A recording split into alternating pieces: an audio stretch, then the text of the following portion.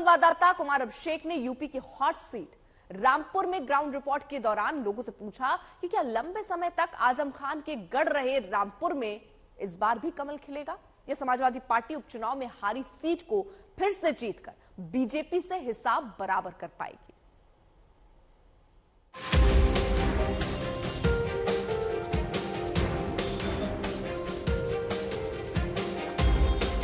प्रदेश में देश में आज मोदी की लहर, इधर भी चले जाओ मोदी की लहर ही लहर है।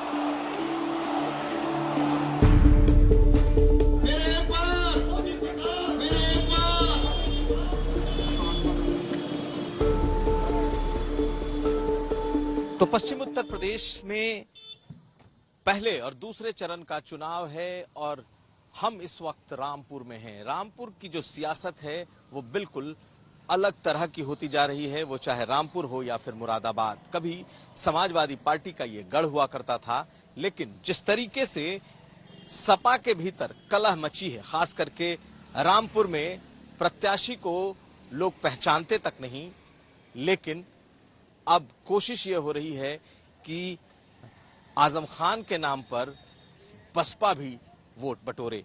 आजम खान बेशक जेल में बंद हैं, लेकिन उनकी चुप्पी इस चुनाव में समाजवादी पार्टी पर भारी पड़ सकती है। उत्तर प्रदेश की रामपुर लोकसभा सीट पर सियासी रण रोचक हो गया है। सवाल है कि क्या आजम के गढ़ रहे रामपुर में एक बार फिर कमल का करिश्मा दिखेगा? हम इस वक्त रामपुर में हैं। रामपुर में चुनावी कैंपेन अब चढ़ने लगा है।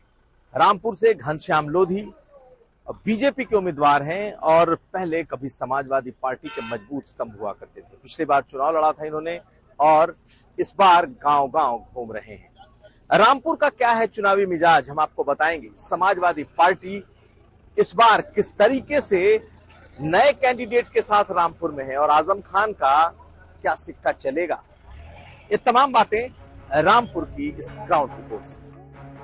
2019 में रामपुर में समाजवादी पार्टी के प्रत्याशी आजम खान ने बीजेपी की जया प्रदा को हराकर जीत दर्ज की थी, लेकिन सजा होने पर संसद सदस्यता जाने के बाद 2022 में वहां उपचुनाव हुआ, जिसमें बीजेपी के घनश्याम लोधी ने आजम के गढ़ में कमल खिलाया था। इस बार भी बीजेपी ने घनश्याम लोधी को ही प्रत्याशी बनाया है। समाजवादी पार्टी से मोहिबुल्लाह नदवी उम्मीदवार है, तो बीएसपी ने जीशान खां पर दांव लगाया है। बीजेपी कैंडिडेट घनश्याम लोधी कहते हैं रामपुर में मोदी की आंधी चल रही है और समाजवादी पार्टी के उम्मीदवार को तो लोग पहचानते तक नहीं। चुनाव किस तरीके का है, ये तो कहा जाता है कि रामपुर जो है ये आजम खान की जगह है, आजम खान जिसको चाहते हैं वही जीतता है। आपने पिछली बार हराया, इस बार का चुनाव कैसा है? देखिए, ये तो रामपुर है, छोटा सा जिला, और प्रदेश में देश में आज मोदी की लहर है। इधर भी चले जाओ मोदी की लहर ही लहर है और रामपुर में तो आंधी है।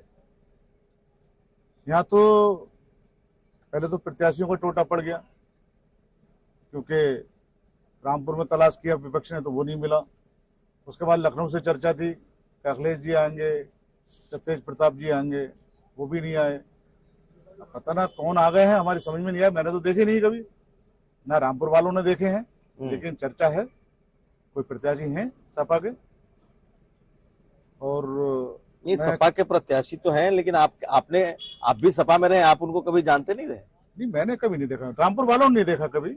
मैंने क्या, रामपुर वालों ने कभी नहीं देखा।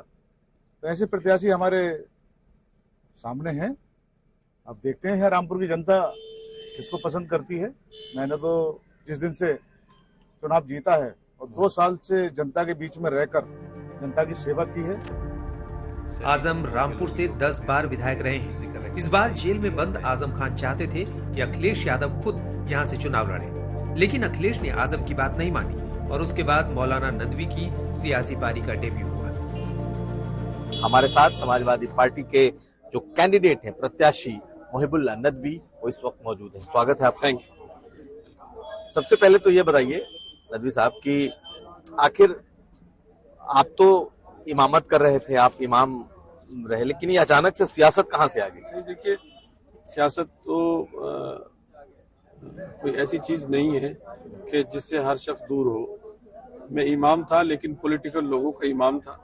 राष्ट्रपति, फॉर्मर राष्ट्रपति APJ अब्दुल कलाम साहब ने मेरे पीछे जो ईद की नमाज पढ़ी, और देश के जितने भी प्रतिनिधि चुनकर आते हैं वहाँ पर मिनिस्टर्स में मुस्लिम्स और अदर्स भी सारे लोग एक मस्जिद की बिना पर, एक हिस्टोरिकल मस्जिद की बिना पर वहाँ आते रहे। तो एक पॉलिटिकल मस्जिद थी वो।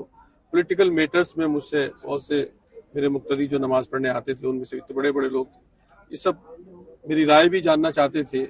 कभी कभार मुझे फायदा होता, कभी कभार मैं उनको सही गाइड करता कि इंसानी बुनियादों पर ऐसे करिए, इसको देश के ये हक में है, लोगों के ये हक में है।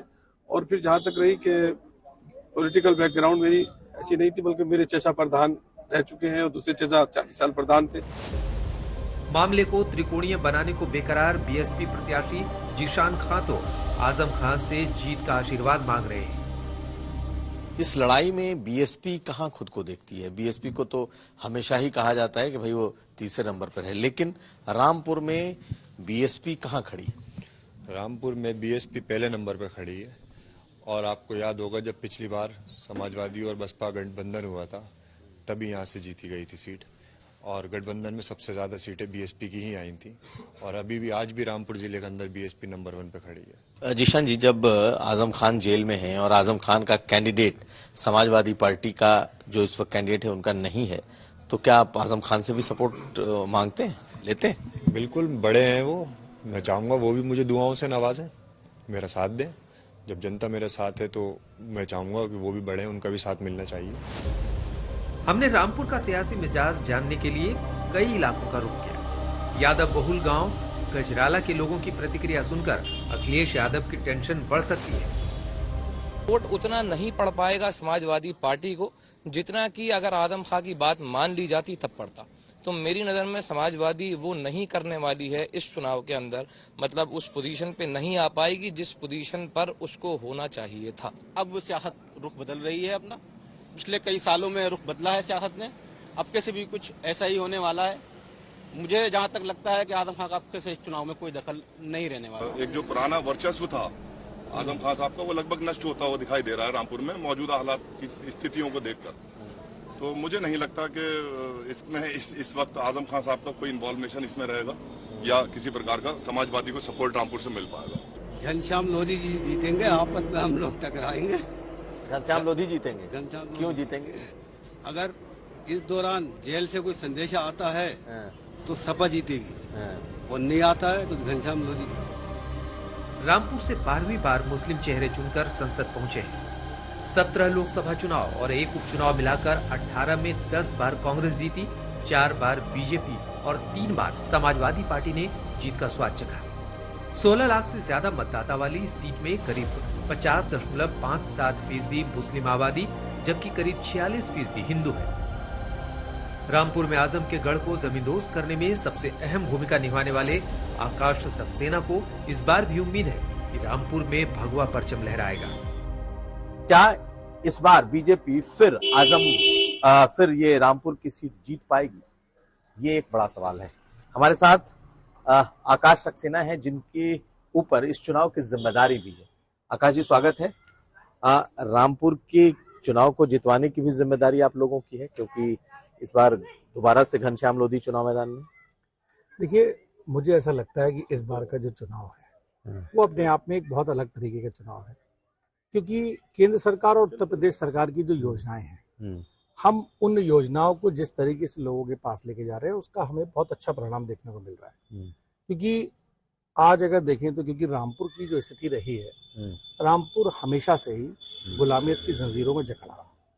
पहले नवाबों का गुलाम था, उसके बाद आजम का गुलाम, लेकिन वक्त बदला और मोदी जी, योगी जी की सरकारें का जो योजनाओं का लाभ जब सीधा लोगों को मिला, तो यहाँ के हिंदू ही नहीं, बहुत बड़ी संख्या में जो मुस्लिम हैं वो भी भारतीय जनता पार्टी की तरफ उनका रुझान हुआ, और इसी का परिणाम रहा कि हम दोनों उपचुनाव यहाँ से जीते।